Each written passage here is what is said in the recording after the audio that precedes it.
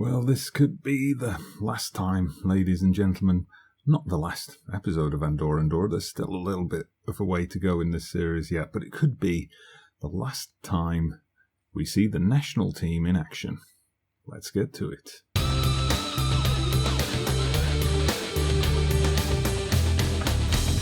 Yes, hello there everybody, welcome back to the channel. Dodgy Gamer here with episode 97 of Andorra the Double Challenge, in which I take charge of the club FC Andorra and the country of Andorra and try to lead them both along the road to glory. So you join me for the final game in our World Cup qualification campaign. There's nothing to play for here in terms of qualification, that's well out of our reach, but there is the final game to play in the group. We want to finish the group on a high. We want to get that win that makes sure we finish above Azerbaijan and Faroe Islands, who are pretty securely anchored to the bottom of the table, meet those minimum expectations of a fourth placed finish in the group, but could also be our last competitive game of the save, because, I'm planning to end this save at the end of this season, which will, be leading us up to the time of the FM21 beta.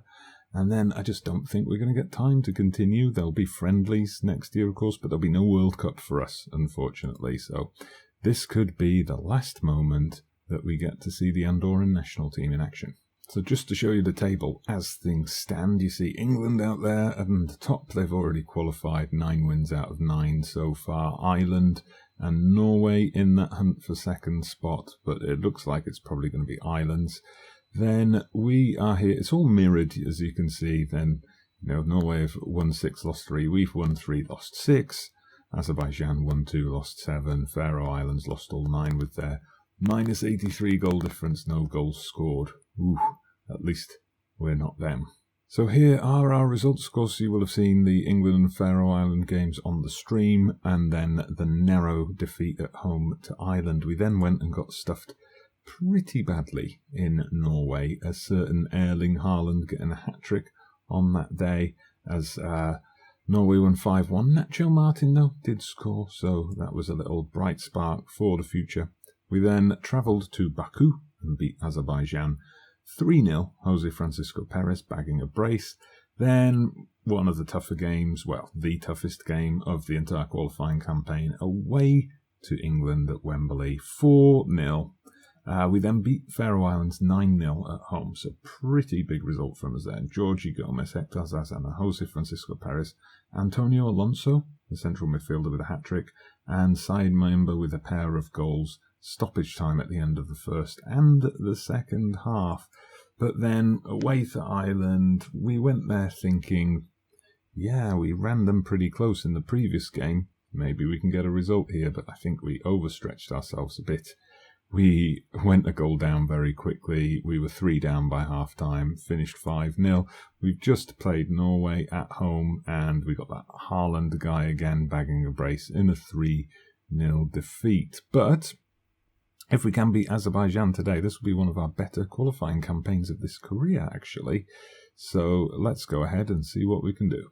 Alright, so this is the lineup we're going with. It's Ike Alvarez in goal, Paraga and Georgie Gomez in the centre of defence, Ruben Perez and Angel Hernandez in the full-back positions. We've got Rodriguez on the right, we've got Alonso and Mayumba in the centre of midfield, Lega playing in a more advanced role, Jose Francisco Perez, Andorran icon out on the left, and Zazana on his own up front.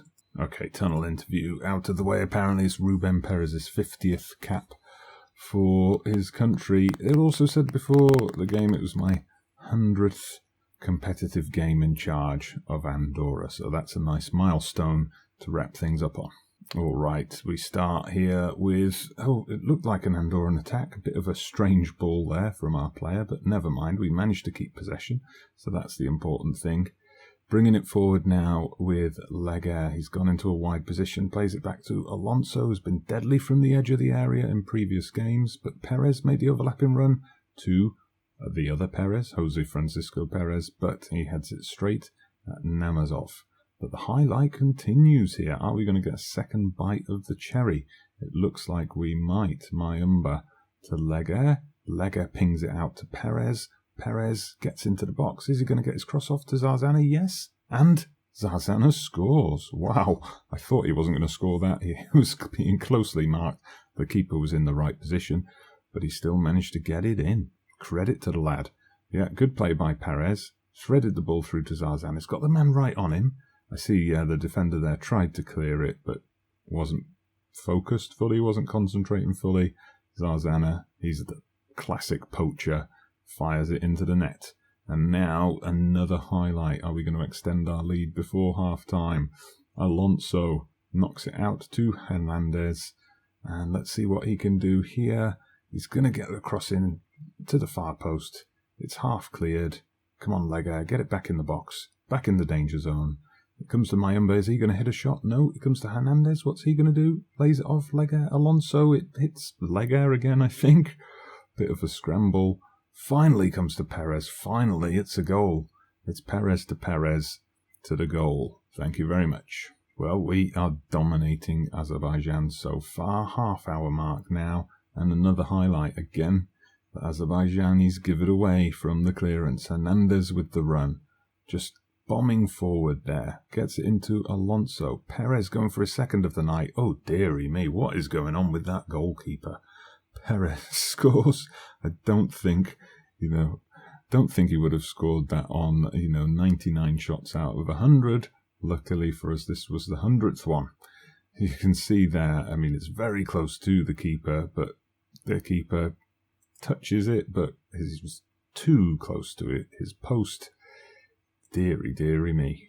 Okay, is there a chance for a fourth goal before half-time? The corner comes in, it comes back to Perez, it goes all the way out to Zarzana. I don't know what he's doing out there. And there we go, Camille Lega does indeed add goal number 4. 4-0 it is then at half-time. Azerbaijan not having the best of nights. Alright, I'm very happy with the way things are going now. Georgi Gomez has indicated he wants to come off. He's exhausted. So we'll look into accommodating that a little bit. I'm going to bring on, now let's see, Kevin Kubilas is new in the squad. But we've also got this guy, Tony Molina, who's one I kind of missed in a recent youth intake. But then my under-19 coaches kept telling me he's one of the best talents we've got in the team. He's currently out on loan at a second division B side. So we'll bring him on for Georgi Gomez. He's the next Georgi Gomez, after all. Right, well, it's been quiet in the second half so far, but we've got a free kick here. It's Perez. Jose Francisco Perez going for his hat-trick. Just goes wide. And another free kick. Jose Francisco Perez whips it in. Tony Molina. We bigged him up. He's got his first ever goal for Andorra in only his 7th appearance. It was his central defensive partner, Paraga, who knocked it down. Molina with the tap-in. Nice stuff. Time to bring on another youngster here. Antonio Marti can come on for Lega. Jose Francisco Perez is looking a bit tired, but I'll just get the question about why did you sub him when he was on a hat-trick, raised eyebrows, blah, blah, blah. So we'll leave him on for now. He's the Andorran icon. He deserves to play the full match. Right, time to bring on Nacho Martin for Zarzana. See if he can grab himself a goal in these final few minutes, but we're starting with Azerbaijan very high up the pitch. We haven't seen them up here yet, and they've bloody well scored, haven't they? Dadasov making it 5-1. There's no point running back with that ball, mate. You're not going to score 4 goals in the next 9 minutes, I hope. All right, Alonso with the ball, knocks it out wide to Perez. What's Perez going to do? Is he going to try and score himself or whip in a cross? It looks like he's going for the cross. No, he's drawn the penalty.